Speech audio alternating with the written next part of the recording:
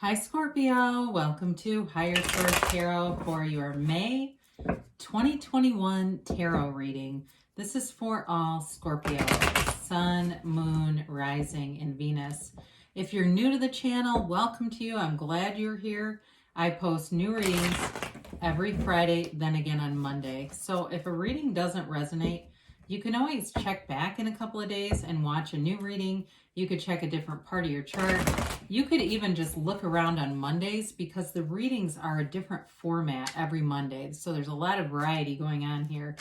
Thanks to everybody who's been supporting the channel the way that you do, from just watching the readings, hitting that like button, and of course subscribing. I do appreciate it very much. And if you haven't subscribed, I'd love to invite you to join us and subscribe so you'll know when anything new is posted. All right, let's get the guidance for Scorpio. Sun, Moon, Rising, and Venus. What does Scorpio need to know, please? What messages do you have for Scorpio? All right, so we will begin here with the tarot. Whoops, sorry, I was off camera on part of that. And then we'll use the angel answers. Current situation, you have the Two of Cups. The immediate influence is the Three of Pentacles. Whoops, the destiny position, you've got the Three of Wands. The more recent past the Devil, the more, the distant past the Devil, the more recent past the Eight of Pentacles. I apologize, Scorpio. Coming towards you is the Two of Pentacles. You've got Strength here representing you. The Four of Wands representing the person or situation that you're dealing with. The High Priestess is in your hopes and fears. You got the Queen of Swords in the outcome. Now this is kind of very interesting as clarifiers. You've got the Star card with the 4 and 5 of Pentacles. Now it's very unique. These are clarifiers, so this isn't necessarily, it's not telling you it's future energy. It's more about what do you need to do in order to bring forward this situation. So it's very unique to have two cards in the same suit in order. Okay, you don't see that very often. You got 78 cards here, so they have the 4 and 5. I do feel like they're trying to tell you, especially with the Star being here, you've got to open up and move on. I do feel like it's not an ending of a relationship. There's definitely a serious relationship here. And some of it may be about just being light about things. Because the Four of Pentacles is like unnecessarily guarded. You know, he can be very closed-minded, very closed off to seeing different solutions. But then the Five of Pentacles is moving forward, and it can be leaving something behind. So if you're in a relationship and there's some stress around it, you know, it's a stressful environment, or there's people around you that are creating stress on the environment or on the relationship. Maybe it's family, I hate to say that, but you know, or friends. I got friends first, I'll be honest with you there.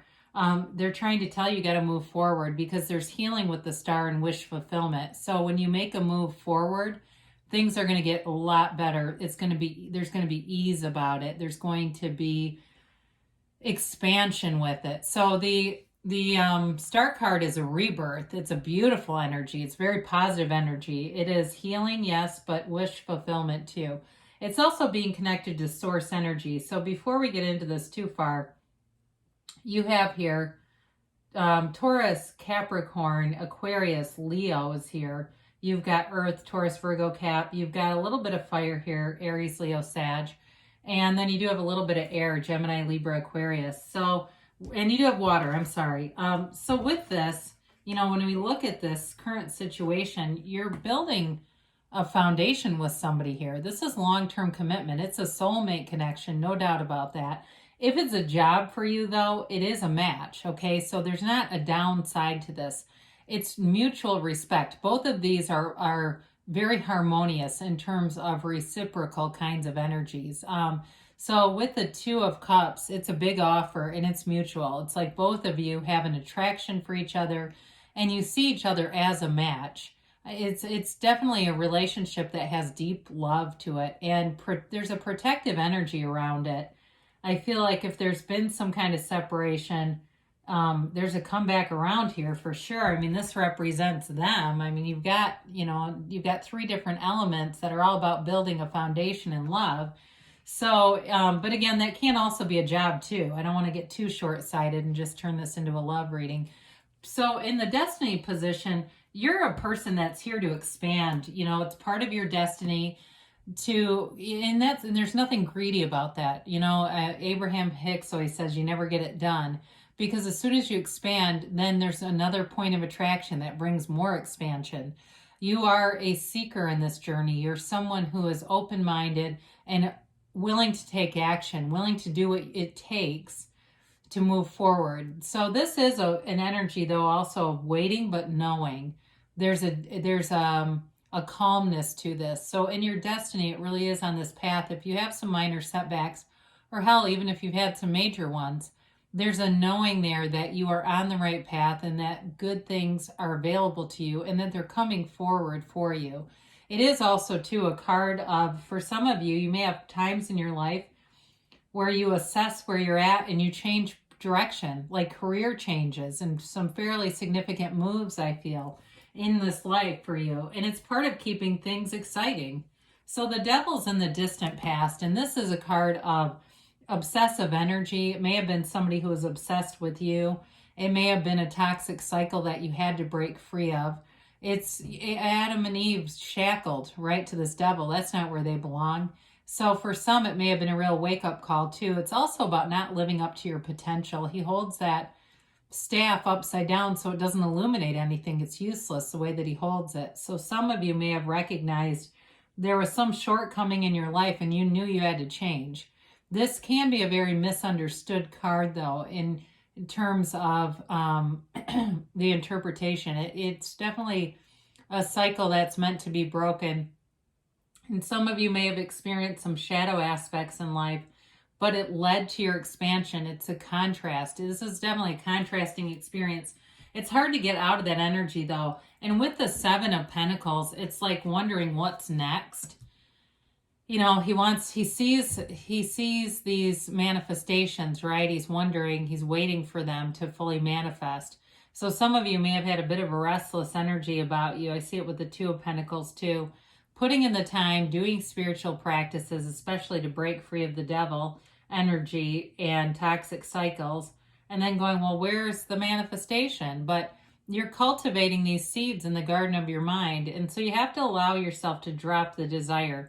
And I've talked about this before in the channel, it's like planting a garden and then trying to water it with a fire hose. You have to allow it some time to grow and manifest. So in the meantime, you know, you go do something else that's fun and uplifting, and you get away from it, but you know that it's there because you have this knowing sense about you in that Three of Wands. So coming towards you, you're going to get busy here with the Two of Pentacles, and you may have a decision to make. And when I was first getting the reading going, I feel like there is a decision for some of you who have a partner about moving. It's something about moving, and it may be you're trying to figure out the best way to deliver it to your family and friends, or maybe something you keep just between the two of you and you're having fun in the meantime, looking for places and planning together, and you're keeping it light because this is a light energy. So we don't want to ruin the moment by introducing it to somebody who will criticize, judge, or dispute you in some way. You got one trip around here. You might as well take it, you know, at least in this lifetime. So you've got a conquering spirit here. And one of the things about this, the white robe represents honesty, seeing the truth in a situation. But the flowers are all about, whenever there's flowers and cards like this, they're all about new opportunities. So it doesn't matter if you've had setbacks in the past. You're moving forward with this. And it's a card of knowing and having confidence in whatever you do. So some of you may be very good at, if you've got some energy around you, it just keeps coming through. Somebody who is a little bit of they've got a peskiness. They're anxious, I guess is what it is. They feel very anxious to me. You have a very good way of mitigating them and kind of managing them so that it doesn't steal your thunder and your fun, because this is a positive card. It doesn't mean that there's a delay as much as it means that you're handling life and you're doing it in a beautiful way. And I feel like whoever this partner is for you, they love that about you. They have a lot of respect for you in that way. And so they're represented by the Four of Wands.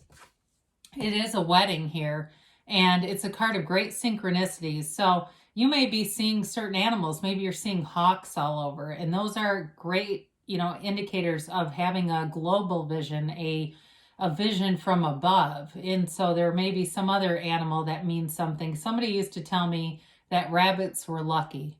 And you know, there is a lot of fortune associated with them. But it's little things like that where you keep seeing things and you're like, holy crap, there's another one. And it's not just a coincidence. It's you and the universe interacting. It is a match, though, whoever this is. If it's a job for you, it's a positive place. It's a manifestation of the 3D world. And it's your angels trying to tell you that the manifestation is on the way. It's a very celebratory energy. So it's, you know, it indicates like leaving a restricted energy. I love it here with the devil because it's almost completely opposite energy. In the past, you may have felt restricted or trapped in a situation. And this is complete freedom. It's like a big breath of fresh air. There's no downside to that. So the High Priestess comes in, and she is another card of great knowing. She's a psychic. She is a, high-level spiritual mystic. So some of you may be getting in touch with your more mystical side and allowing that to guide you a little bit, getting those intuitive nudges. But she's also a card of wisdom and balance in your life and a card of secrets being revealed. So some of you, I feel like it's you and somebody else keeping a secret, and not to be malicious. This is not underhanded. It's more about having perfect timing on the delivery. It's about being judicious in some way. So with this, if it's a job too, we didn't talk that much about that in terms of that balancing act. If some of you are planning on leaving a job, again, I do feel like there's something about the timing of it that you're trying to be careful with. But with her gown, it's high vibrational stuff. And she also begins that pool of consciousness that you see in the star. So both of these are cards of meditation, quieting the mind, going within. And at some point, you're going to have an important conversation out of these. And it's going to be balanced, though. It's not an erratic conversation. It comes from a place of love, and it moves the situation forward for you. She's also a card about being true to yourself. She's the Pope of Joan. So there's a couple things, and then we'll move on to the Queen of Swords. The Pope of Joan masqueraded as a man. She's a very young woman who masqueraded as a man to be a pope. She's also the Virgin of the Tarot. So I feel like they're trying to tell you there's a new beginning. It's something uncharted for you. But she does hold the book of Torah in her lap. It's the laws of the universe. So she's very connected and has this knowing. So any action you take, because she's passive energy, any action you take comes from this really deep sort of mystical place of knowing. So the Queen of Swords is here, and this is great for communication. She comes through and says it like it is. I do feel like, again, there's something about a conversation here that keeps coming up. She can be a little harsh, so be aware of that. Maybe allow that star energy to soften her a little bit. But she doesn't necessarily instigate fights. It's not like you're going to just come at somebody. But I do feel like you're going to have an opportunity to, share whatever it is that you're doing here. And it's in a way, though, that's done with grace and clarity and in a way that's articulated well. So the Queen of Swords is very intelligent energy. So it's you using your mind in a way that benefits you. But she also, too, is a reminder not to take yourself too seriously, okay? So have fun in the meantime. Very witty sense of humor, which you get that one a lot. I feel like, Scorpio, using your wit, your sense of humor to kind of soften anything that people might not receive well. I do feel like there's something about you communicating some decision that makes you happy but may make others upset. All right, I just keep getting that. So let's see here about the good news is that the energy indicated is that it will go well, whatever that is. So let's see about the timeline here for Scorpio. And yes, no, maybe. All right, you have here improving health. Well, the Queen of Swords can also be a medical card. But again, generally it's about getting the right resources. But this also can be, in terms of health, it could be mental health. It could be spiritual health. So many times in life, people think they're having a mental breakdown or crisis. It's really a spiritual one. So with anything that has a little bit of unrest here, which is like very few cards, there's going to be a good spiritual ground here to take that leap of faith. The situation will improve. I do get this undercurrent, even though the cards don't necessarily yell conflict, I do get an undercurrent of a little bit of concern about how somebody's going to take something. You've got compromise here, but either way, I still feel like you're moving forward. And the Queen of Swords gets what she wants. So in the near future, they say. And you've got a yes, okay? So things are moving forward for you, Scorpio. I love you, and I'll be back again soon.